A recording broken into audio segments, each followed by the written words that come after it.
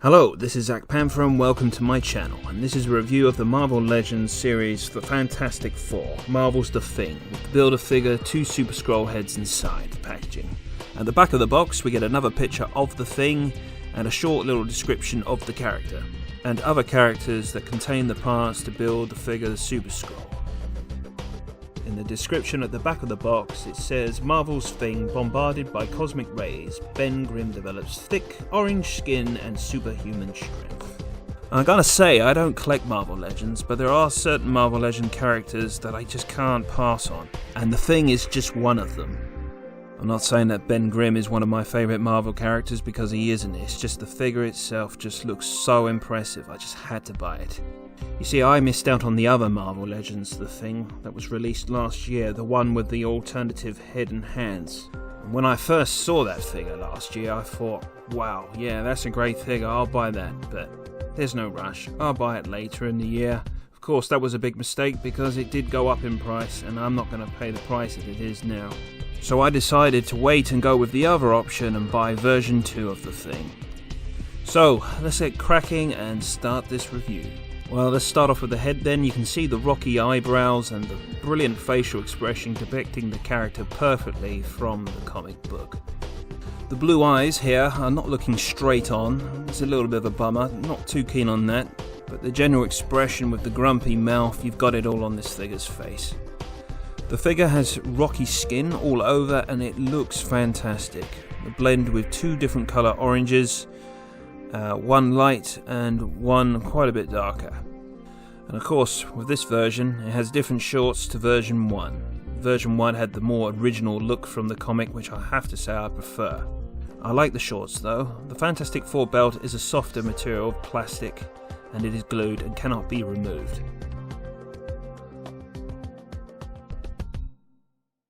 And just look at the guy's feet. They're huge. No wonder he doesn't wear shoes and walks around barefooted. Can't get shoe sizes to fit him. As you can see here, he's got the lighter colour orange on top of the feet, and it works really well. It just looks brilliant. Version 2, unlike version 1, does not have alternative hands. I was looking for to have more open hands, but instead we get the fists. But the likeness to the Thing with these hands is absolute perfecto. The fingers are huge and thick, just like they should be. This is my only gripe with the figure, the fact that we don't get open hands. The fisted hands can be easily removed and put back on. And if you do have the Thing version 1, then you can use the open palm hands on the version 2 figure. We'll start with the articulation on the head and work our way down. The figure is on a ball joint and can look up and down no problems whatsoever, but some of the movement is hindered by the large chest. He can look left and right, and the head can be pulled off the ball joint easily and then put back on without any problems.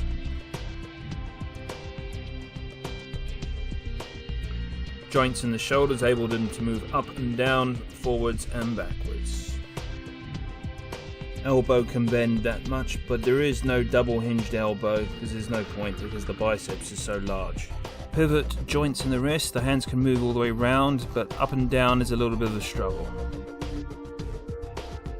There is a ball joint in the torso, but you have to understand that because the figure is so large, it's not going to move as well as some of the other figures like Spider-Man, etc. There is a waist swivel here, but you will find that the belt being so chunky will get in the way. Joints in the hips allow the Thing to do the splits about that high, and again the belt does get in the way.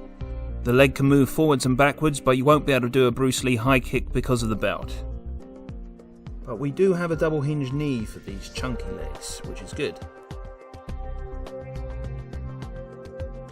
Here's a wide stance with great ankle tilts. The figure doesn't have any joints for the toes, but the ankle tilts make up for it. The feet can move up and down really well actually. And on the palms of the feet we got more of that rocky sort of skin. Overall, considering how chunky the figure is, I'm quite happy with the articulation. And here is Ben Grimm, ready for a big brawl.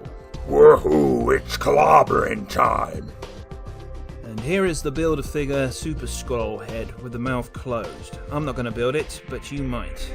But the face looks great, and it's got that Thanos chin going on. The other Super Scroll head with the mouth open, showing that perfect Colgate smile teeth. For the height of Ben Grimm, you're looking at pretty much on the mark of 7 inches. For me, that's a great height and poses well with my Incredible Hulk. And speaking of the devil himself, here he is.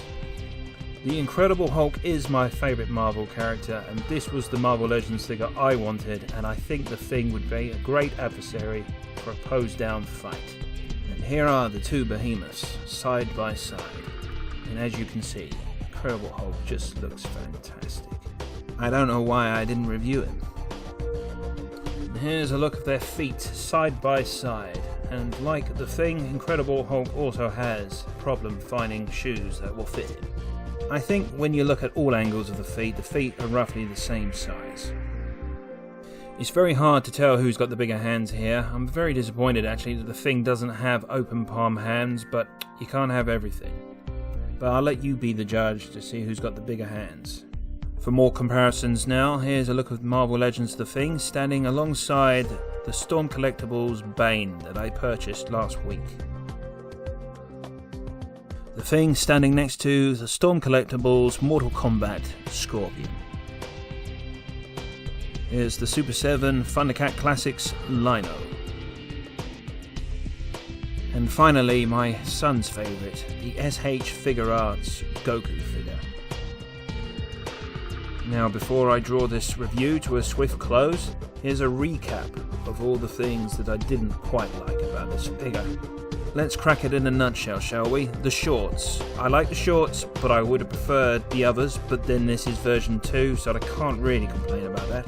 I would have wanted definitely an alternative head, gritting his teeth and open palm hands. And if I really want to get finicky, some of the articulation was hindered. But for me, it was a great figure, and I'll score this figure a 9 out of 10. Anyway, this is where I'll leave you now, and thanks for watching this review. Until next time.